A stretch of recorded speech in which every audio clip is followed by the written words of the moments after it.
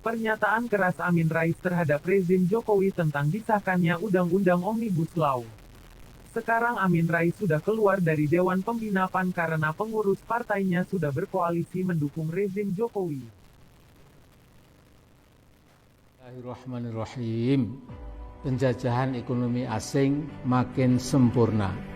Jangan pernah dilupakan, pemrakarsa Omnibus Law Indonesia itu adalah Pak Jokowi sendiri, sementara DPR RI sebagai tukang stempel kemauan eksekutif adalah penanggung jawab yang kedua. Lagu miris Omnibus Law itu dinyanyikan Pak Jokowi sendiri ketika pelantikannya pada 20 Oktober tahun 2019 yang lalu, setahun yang lalu. Di beberapa negara yang pernah menerapkan Omnibus Law itu, masyarakat di negara-negara itu menjulukinya sebagai Big Ugly Law, undang-undang dengan kejahatan besar.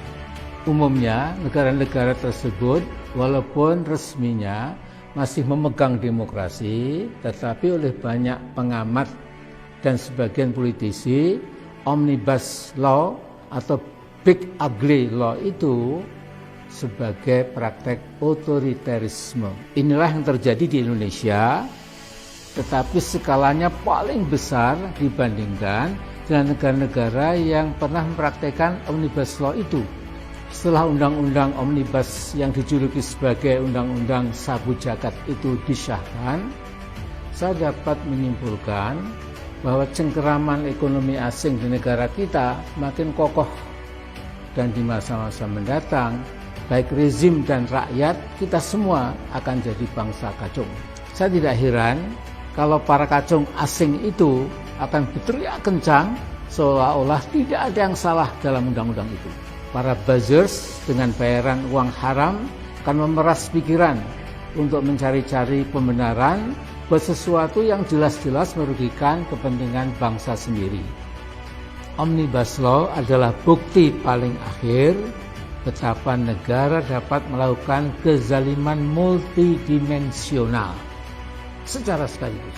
Saya tidak akan mengulangi betapa kaum buruh kita bakal lebih menderita karena outsourcing dapat menggusur kehidupan buruh sesungguhnya. Kemudian juga pesangonnya akan dikurangi, tidak ada lagi UMSK, penetapan UMK yang pasti dipersulit, tidak ada jaminan kesehatan, pemecatan buruh yang sepenuhnya menjadi hak pemodal, dan lain sebagainya. Saya akan mengangkat satu masalah yang tidak kalah penting, yaitu akan terjadi freeportisasi di semua bidang.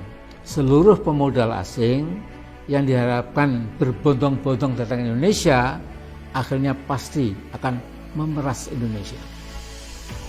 Freeport-McMoran sudah lama bercokol di Papua dan bisa berbuat apa saja seperti negara dalam negara. Dari rezim Soeharto sampai rezim Jokowi, penghancuran lingkungan, penipuan pajak, dan pelanggaran HAM tidak pernah disentuh oleh pemerintah Jakarta.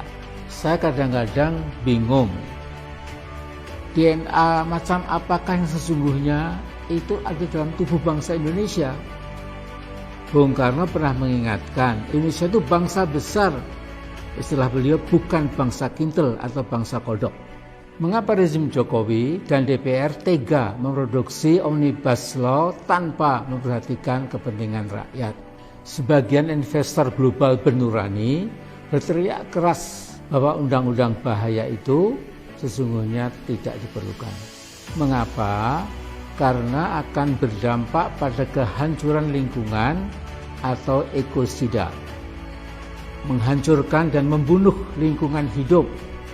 Reuters memberitakan ada 35 investor asing yang mengingatkan Indonesia jangan nekat mengesahkan undang-undang yang diprakarsai oleh Presiden Jokowi itu.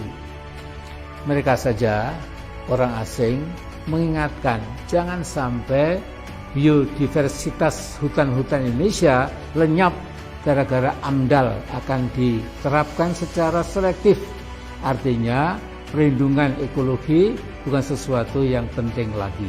Nah, berkaca pada apa yang terjadi di Freeport-McMoRan, otoritas dana pensiun di Swedia, Norwegia, dan New Zealand menarik saham mereka dari Freeport karena apa?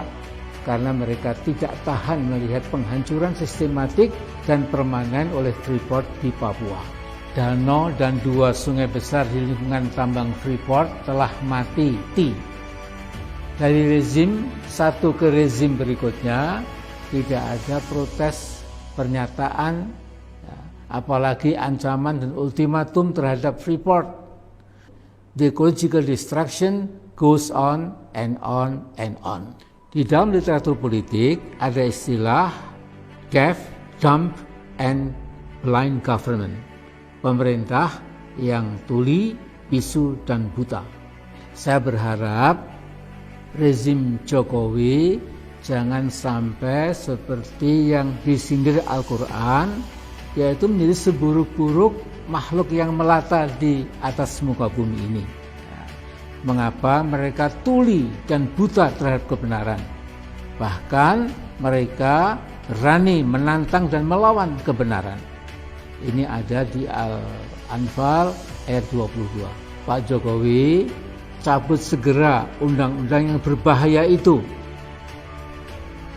Karena Anda adalah pemrakarsa utama dan pertamanya